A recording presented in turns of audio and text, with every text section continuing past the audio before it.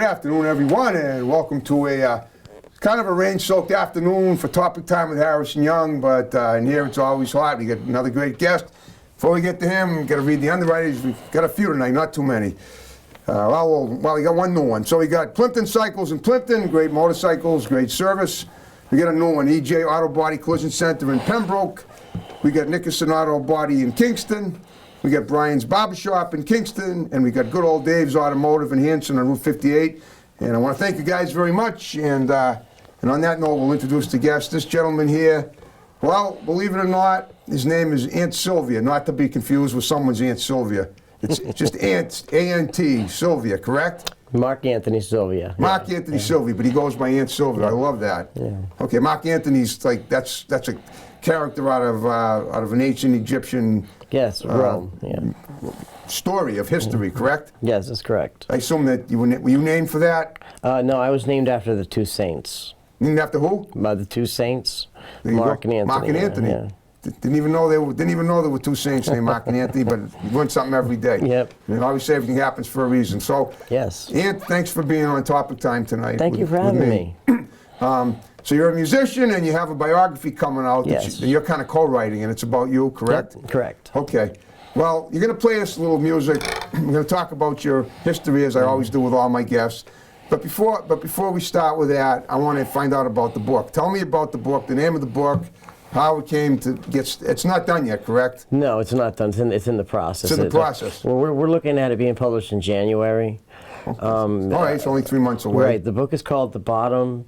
It's subtitled The Gift of Desperation. Yes. It's subtitled which? The Gift of Desperation. Okay. Yeah, and it's basically about my 30-year run with heavy drugs. Okay. And homelessness and wow. playing different clubs and doing different things, pretty much roaming the East Coast for almost 20 years until I had a spiritual awakening that really saved my life, and there were several people that were involved in that, and life's just been all uphill, and things are just they're so good now. My life is so good that I've gotten sober, and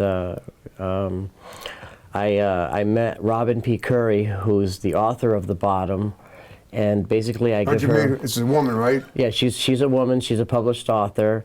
And how'd you meet her? She found me through Facebook, through my music. Okay, kind of the way I found you. Kind of the way you found me, yeah. Actually, that's a lot of people reach out to me like they do with you on Facebook. So, yeah, we started talking about that, and she got real interested in my life and my journey. Okay, how do you mean spiritual awakening? What was that?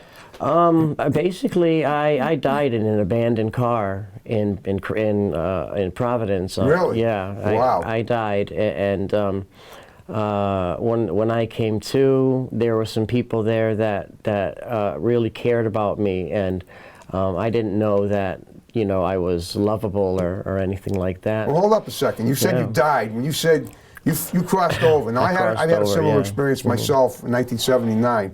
I was suicidal once. I'm not anymore. Great. So what I want to know is, what was that crossing over like? Well, I overdosed and. Me too at that time. But go on. I overdosed and fell out on fentanyl. Okay. And I went into a very black place, but it wasn't bad. I felt nothing but peace. Okay. And it was like being out of body, but I wasn't in my body. Right. And I could see through black, into more pitch black. But you felt peace. But I felt peace, and I felt calm like I never felt before. Okay. And then I came to, and there was a lady by the name of Ruth, and she had just lost her mother a couple days prior to meeting me. She's a caseworker, a social worker. And I was very suicidal, actually. And they had called the police. Well, obviously. Was this an attempted suicide, or was it just an over? Okay. Yeah. Okay. And when the cops came, there was a bit of an altercation that I tried to, get them to shoot their, pull their guns. Get them to what? To shoot me, basically. Really? Yeah, right. Whoa. And I mean, so basically you they brought you back to life, and, Yep. and you felt so good being deceased that you wanted to stay deceased. Pretty much. Oh, I got you. Wow. And this lady. How'd you try to get the cops to shoot you? Just ask them, or did you do something I got outrageous? pretty belligerent. Yeah, I you got know. you. Okay. But Wow. she refused to leave my side, and she basically put herself in front of that gun. Wow. And it was at that moment that I was like, wow, somebody cares about me, you know, or just a gutter junkie. And suddenly, all of a sudden, it was worth staying around for. Yeah, it Great. really changed my life. And some other people got involved, and I got healthier, and I got on the 8-week treatment for hepatitis and got that cured. And I mean, you know, I just kept getting blessing after blessing. How long ago was this? This was a year ago. Oh, wow. Yeah. Okay. Pretty recent. It was pretty recent. But I was about 112 pounds soaking wet, and I didn't look anything like I do now. Okay. But I just kept, you know, like doing the right thing and doing the next right thing, and you know, all positive things came into play. And I mean, it's amazing where I'm at now. You know, I'm getting married soon. I've got this book coming out about me in the hopes that I can help other people. You have your fiance with you today, right? Yes, yes. Okay, Yeah. cool. In the hopes that I can help other people with mental illness and drug addiction. Okay. That's what the book's about, basically. It's letting them know that, you know, if I can do it, you know, after 30 years of active addiction and suicidal ideations, that anybody can come up from the bottom. And that's where I'm at today. Okay, so how was music tied in with that? Music, I've been playing since I was 3. Okay, I've been well- playing since before I can remember playing. Okay, so let's go back to when you were Yeah. 3 and you talk about how you got started, long before the other stuff. Right, I was born in Germany, and my Okay. mother put a mandolin in my hand. My father was military, so we moved around a lot, and she just found that I was very musically inclined, and I could play anything from spoons to Okay. any stringed instrument, piano, Beer steins. yeah, all kinds of stuff. And When I think of Germany, that's what I think yeah. of. But I was playing classical music by 3 and 4 years old on the piano. Wow. And that just went, you know, crazy for the rest of my life up until, you know, today. I keep playing. Okay. It makes other people happy. It brings me to a peaceful place. And Yeah, right. So when did you, I mean, in terms of like taking it to the next level, career-wise, when did that happen? that happened in my late teens. Okay, so that was a while ago. I mean, yeah. you still don't look that old, but I'm guessing that you're somewhat past the teen years. I'm going to be 50 in about a year. Okay. Yeah. Yep. I got 6 grandkids and 2 grown kids. Wow. So, yeah. Okay. So, yeah, I've played in clubs and bars, of course, and different outside venues, and I've done some studio work for for a blues singer down in Tampa, Florida. I did a lot of playing down there in St. Petersburg. How did they find you? How'd you end up in Florida? Oh, that's another funny story. Well, that's what we tell on yeah, Topic Time. So. Right. I just decided to leave upstate New York and get on a bus until I ended up in Miami. Okay, how did you end up in upstate New York? I left Fall River, Massachusetts. I got family up in Elmira. Oh, all right. Well, let's just do a little geography backtracking. You were born in Germany. Yep. So how'd you end up in the U.S.? We took a plane from Germany to San Antonio, Texas, where my father was stationed. Okay, so your parents were actually American, or your father was? Yes. Okay. Yeah. What was Germany then? Germany was where he drove generals around during the Vietnam War. Okay. Yeah. Got it. So you're an Army brat. I'm an Army brat, Okay. yeah. Because we got some stuff in common. My father was in the service when I was born too. But we were in North Carolina, but there was no war going on. Right. And even if there was, I mean, from where you were in Germany, you were pretty safe.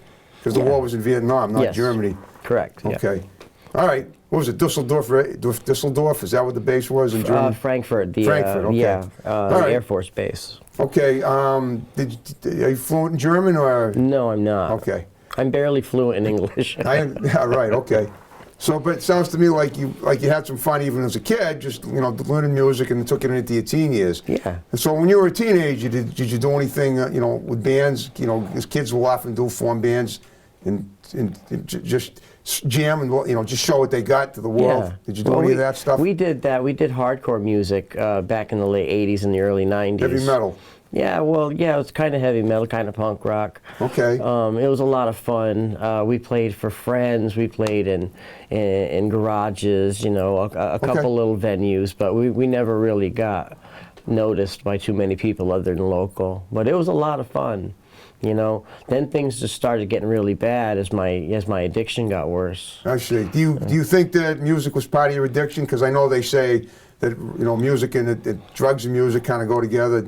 Sex, drugs, rock and roll, Yeah. that kind of thing. Yeah, it was easier for me to get, that's for sure. Yeah, right. I understand. Okay.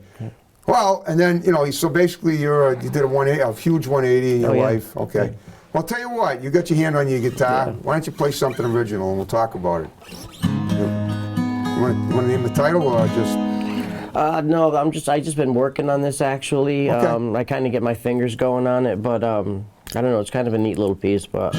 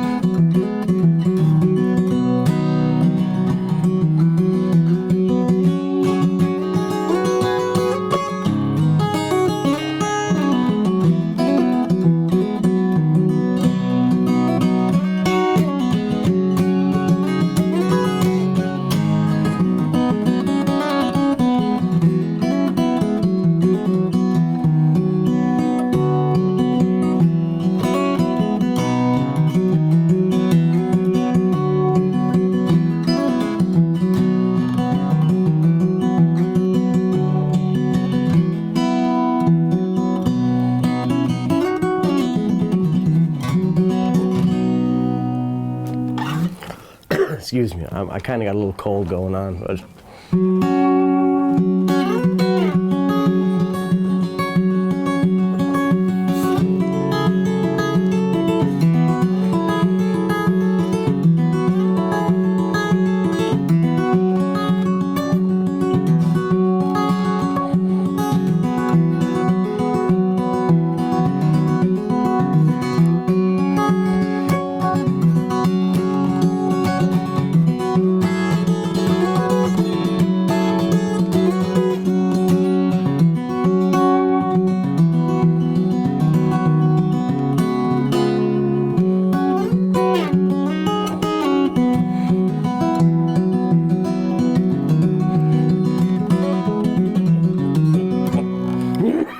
Excuse me.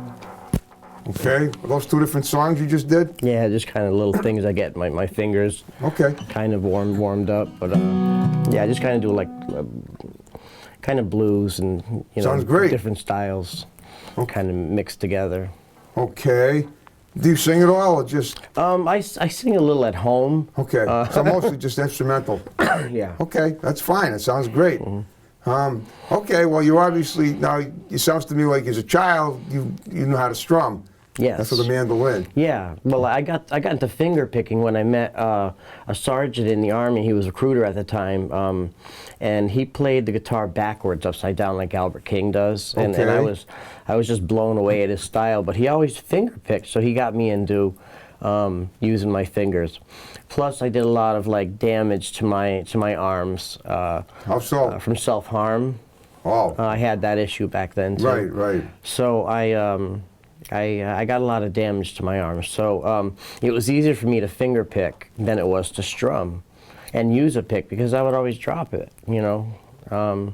So You don't find that you bruise your fingers when you use your strum like that? No. Because I think a lot of people like to pick for that reason, Yeah. just to protect their fingers Well, from friction. No, picking for me is kind of a different sound that goes along with my style of playing.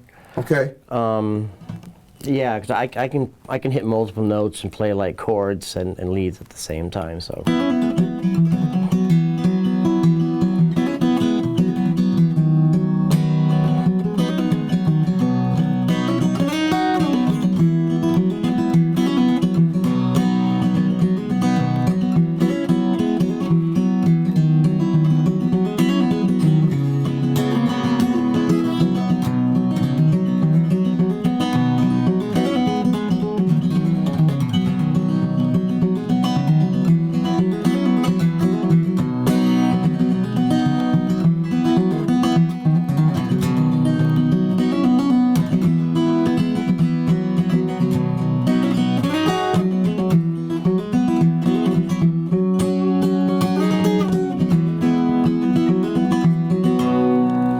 I just kind of sit at home and I play for my fiance, and Okay. she likes it. And You do the licks like that. yeah, Now, are you in a band currently at all? no, because of what I did to my arms, I can't play for long periods of time. Okay. Will those ever heal to the best of your No. ability? No, a lot of scar tissue and things like that. Wow, okay. But I help people now. A lot of it is through Facebook and Messenger. People reach out to me when they're suicidal, when they're having depression, or some people need detoxes, and I help them get into that. Okay. Just talk them through things and really just let them know that somebody loves them. Well, your music is very soothing. Thank you. Do you still keep in touch with the lady that saved you? I have a different worker, and I guess A different worker? What do you mean? I have it. Well, it's a care specialist, is what she is, and I see her once a week. Oh, same one that saved you. Unfortunately, not. She got let go and got another job in Providence, working with homeless people with mental health issues. I got a new one that I lovingly call my brain. Okay. She's a wonderful lady. She's very good at what she does. Her name's Erica, and So she's kind of like a social worker. yes, absolutely. She checks on me. It was just in the beginning. It was great to know that somebody cared enough about me, because I didn't think anybody did. I didn't think that I was worth anything. Well, I mean, the fact that you think that was mostly from the drugs? I mean, it sounds like you had a lot of friends as a kid growing up doing music. I definitely think that my depression had a lot to do with the drugs. Yes. Okay. Yeah. So maybe you felt because of the drugs, because of the usage, that made you feel unwanted, because your drugs were your best friend and you were shutting out the rest of the world. Absolutely. And when you're on drugs, you tend to do things that aren't very good. Just being on drugs alone, that's Right. stuff that's not very good, obviously. Right. Wow. So yeah, she checks on me, and I get to see her once a week, and her and my fiance get along great. She basically just helps me with my appointments and things like that. She's just wonderful to be around. Okay. So how far have you advanced your music career in general? I mean, have you done any CDs? Have you done anything on YouTube? No, You said I have some music on YouTube. Okay. Basically, just kind of jamming and things like that. And I have one piano video where I ended up in Vermont and found a piano in an old museum that used to be a bank. And Okay. I have that on YouTube and about 6 other guitar Well, wait a minute. videos. Let's back up a second. So you went to Vermont hoping to find the. Yeah, you didn't expect to find a piano in an abandoned bank. Is that No, right? I was just walking around, just walking around. In a small rural town, and you found a piano in a bank. Yeah, in an Well, old bank. why was it a bank that was being visited by investors, or was it No, just an old they abandoned turned it building? into a museum. Okay. Yeah, it was an old bank with a big vault, and they turned it into an art museum. And in there, they had a little baby grand, and I just happened to walk in there and see it. And I would go there in the afternoon and play while I was in Vermont. The curators of the museum didn't care. They were No, okay. they loved it. Must have been great. Yeah, they loved it. I actually got some tips here and Was there that from since people who your walked in. awakening last year? That was right before it. Okay. So basically, it was just before you hit rock bottom. Yeah. Okay, and but doing that, you had someone do a videography of you, and you got it on YouTube. Yes. Okay, well, that must be priceless. Yeah, well, it is. It really is, because it's a person that I don't recognize. I Okay. don't recognize that person that I was.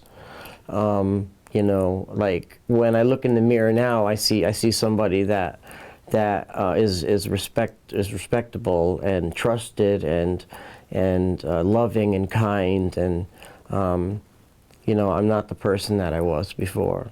And tell me something. How did you? Now you have a lot of people in your family, though. You have children and grandchildren. Mm-hmm. So what do they think of everything that you've done? How do you get along with them? Well, I'm still it's not too estranged personal. from. It's Yeah, okay. okay, I'm still sorry. estranged from my family. Yeah. When you're active in drugs for that long, they're always waiting for the next shoe to drop. Right. So I just continue to do things on a daily basis, like one day at a time, sort of 12-step thing, in the hopes that they'll come around and want me back in their life. But until then, I'm going to keep going up. You're a very nice person, and I Thank hope you. it works out. Thank you. Ordinarily I wouldn't have asked a question like that, but when you mentioned that you had a lot of people on, in your nuclear family, I just figured it sounded like something you wanted to talk about, so that's why I asked. I have a great friend. His name is Roland. He's 76, and he's like my best buddy. Okay. And I consider him family, and my fiance and Erica kind of my family right now. I got you. How did you meet? What's your name? Sharon. Sharon. How'd you meet Sharon? Through my music. Okay. Yeah, on Facebook, like I meet everybody else. Oh, okay. Yeah, she was going through some things herself with depression, and we started talking. And the more that I talked to her, the more that I just kind of fell on my face for her. And she's amazing. Yeah, I can see that. That's awesome. Okay. Do you ever play music together? I mean, does she sing? She sounds like she has a nice voice. She doesn't play. To collaborate with you, I mean. Well, we don't really collaborate. I just kind of play for her. You like at play night, for her, and- okay. yeah. Okay, you're like the Pied Piper, and she's the ducks. Kind of, yeah. Yeah. Just thought of that one.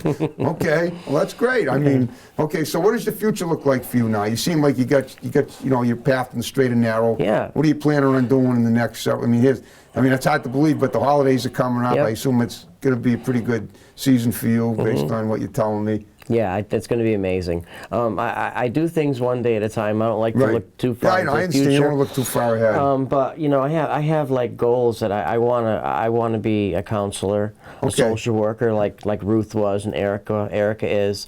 I want to help people. Okay. You had said you had dealt with some depression, and those are the kind of people that I want to reach out to let them know that it doesn't have to end. No, I know in that. a bad way. I know that from my own experience. Right, that Otherwise, life I wouldn't gets be here better. now. Exactly. But my crossing over was different than yours. I had a very unpleasant experience, and I'm glad I got a chance to come back.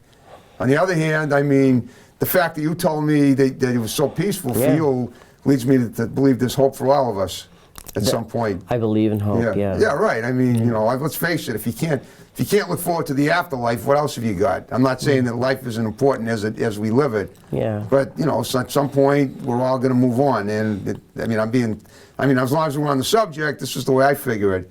I hope that it's good and peaceful. That's what you described is what I hope the afterlife is what my afterlife is like. That's what I'm hoping for. That's what I believe. Yeah. Right, I believe okay. it's very peaceful, very calming, and You and didn't you'll say feel anything love. about a light.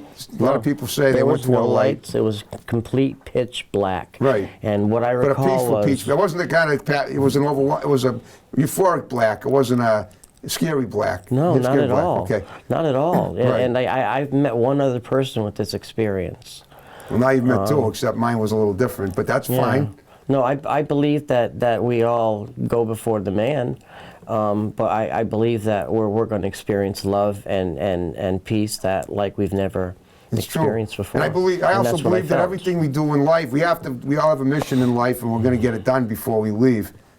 Like mine has to do with the show, yours has to do with this, the book. Yeah. It's obvious we both found some callings that we never would have seen coming, even just 10 years ago. Right. I just saw myself as being dead eventually, Right. And the things that I had explained to you that had happened really turned things around for me. I mean, I wake up happy every day now, and I never thought my entire life that I'd be happy about anything because my life was miserable. Yeah, I made it that Been way. there, so I know, and I'm happy for you. Thank you. I'm happy for you too. Well, guess what? It's an We're on the ugly place. What's that? It's an ugly place, depression. It is. It is. Well, all I can say is now we're under 5 minutes to go. I hope, Right. and what I want you to do in the remaining time is give shouts out to people that are going to see the show. A lot of people are. You can start with your fiance, but look at that red light over there, and there'll be people that maybe what's her name? Robin Curry. Robin P. Curry is the author for the book that we're collaborating on. She's a published author. Her, my dad, my stepdad. Okay. My fiance, of course. My 11-year-old granddaughter Lana. There's tons of people that are following me on my page, the bottom, and it's a whole bunch of people I can't really name off. Oh, that's fine. I wouldn't expect you to name everybody. I want you to condense them anyway. Yeah. Oh Lord, let me see. There's Yvette Monaco. There's Debbie Hamilton. There's Erica Chase. Wow. Yeah, there's Ruth Wartenberg. There's even a little bit of Carla in there, but yeah. Okay, great. That's a lot of people. That's a lot. You got some good people in your corner, I'd say. There's some excellent people in my corner. Yeah. Well, I hope you had fun with me tonight. I had a great time. And I hope Thank you covered, pretty much. Just curious, have you ever done anything else artistically inclined in any way, like you paint, sculpt, write? You write stories or poetry? I used to write a lot of poetry before my hands got bad. Oh, yeah, yeah. I used to draw a lot of portraits. I was into tattoos for a very long time. Okay. Which tattoos? I was a tattoo artist. Okay, you got some nice ones on your arms now. Thank you. Yeah. I have a lot of tattoos. Right. Okay.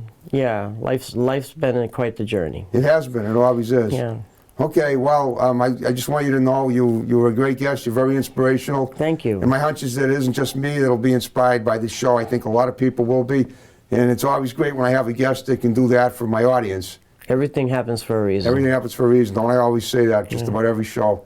So, well, Ant, I want Mark Anthony, Ant, Sylvia, I want to thank you for being on the show tonight. Thanks for having me. Now, you ready to, this time, if you want to snap a little with me, it's up to you. If not, that's fine. Just enjoy the ride as we've been doing. Folks, thanks for watching Top of Time. More great episodes to follow. See you next time. Take care.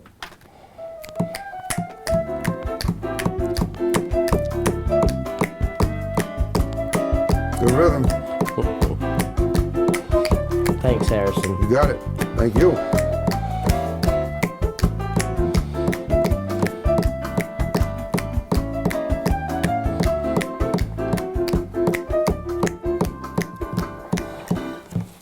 That's a wrap.